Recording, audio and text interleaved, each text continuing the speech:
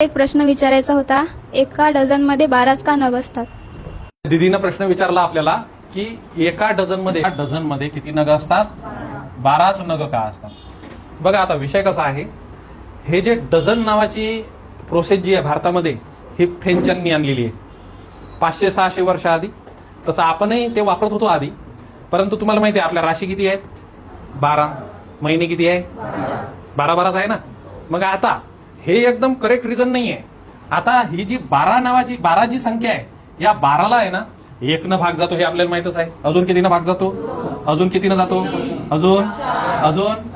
अजून 12. पण आपण जर दुसरी घेतली तर त्याला एवढा यानं भाग जात नाही. आणि आपल्याला संख्या जी आहे ती खूप मोठी नाही घ्या लागत, म्हणजे 30-35 एवढी नाही घ्या लागत. आता हे एक रिझन आहे, म्हणजे दोघांमध्ये डिवाइड करता येते, तिघामध्ये, चौघामध्ये, 6मध्ये आणि 12मध्ये. हे एक रिझन आहे त्याच्या मागे.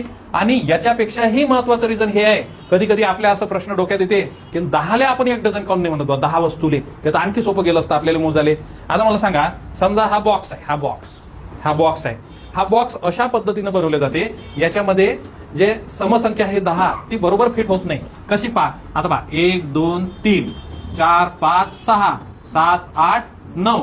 आता 10वा समजा तुम्हाला याच्यात अंड किंवा लड्डू टाकायचा आहे, तर ते कुठं टाकसाल तुम्ही? एक तर मग असा मधात फिक्स करा लागन, नाही तर तुम्हाला बॉक्स कसा करा लागन, असा करा लागन, इथं टाका लागन. हे चांगलं दिसतंय का हे? मग मला सांगा 10 म्हणजे 1 डझन होईल का?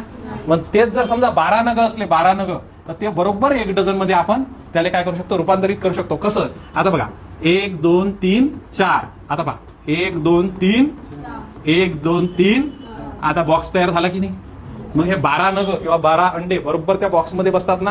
हे त्याचं योग्य रिझन आहे की आपण एका डझन मध्ये किती वस्तू घेतो? समजलं एका डझन मध्ये किती वस्तू आहे? आशा करतो तुम्हाला पण ही माहिती समजली असेल. माहिती समजल्यास तुम्ही या व्हिडिओला शेअर करू शकता. धन्यवाद.